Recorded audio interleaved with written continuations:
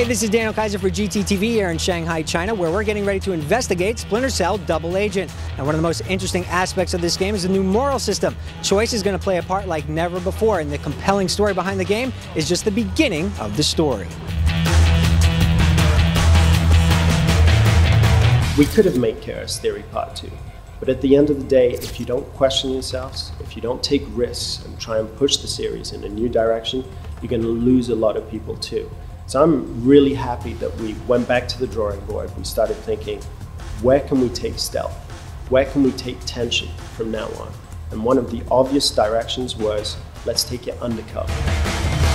Double agent, what does that mean in regular missions? It means dual objectives.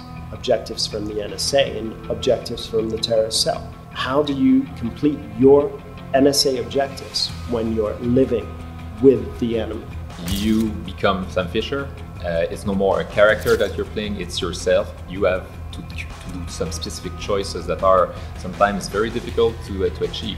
Choice is inherent to the game. It's certainly the fresher element that we wanted to bring to Splinter Cell Double Agent. The idea was that whenever we could, we would let the total freedom of creating your own experience there. A player has also to fight very hard to not be tempted to sometimes just say it's too difficult to be just heroic and I am just gonna let go that objective there. So that's the idea behind the trust. We want the player to be heroic as possible, but at the same time the player has to really work to be a hero. It's also about all the choices that you'll be taking in every single mission that you do.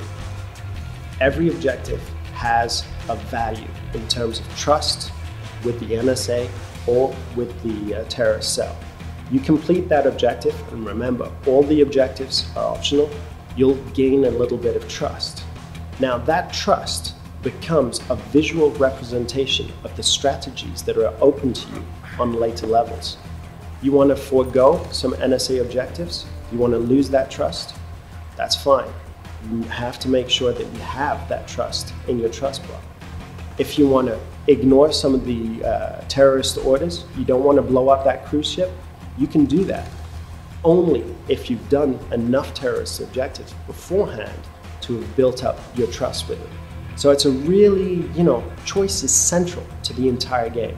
Not only on a mission by mission basis, but for the whole storyline. And in fact, the storyline changes with the choices that you make, and there are missions that you'll only unlock with certain choices. So it's a branching storyline and multiple endings. At the end of the day, this game is not about black and white. It's about getting to the best possible ending concerning the situation and the circumstances. The reward system is more linked to the objectives, and the trust system is also linked to the objective. I would say it's more two independent, parallel features in the game.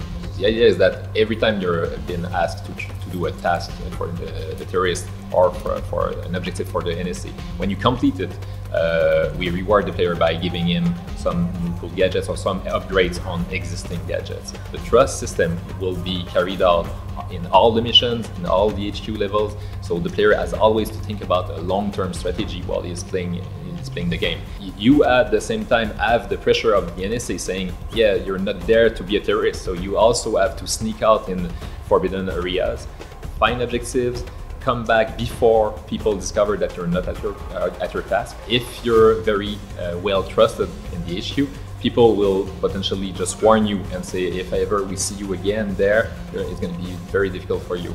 But sometimes your trust is low, they don't really trust you anymore, so you're killed on the spot. So it's really, that's why you have to manage that well, your trust system. You'll have sequences where a pilot dies in a helicopter and you have to control the helicopter and land it on the top of the tower. You'll have sequences where you're going to skydive outside a plane.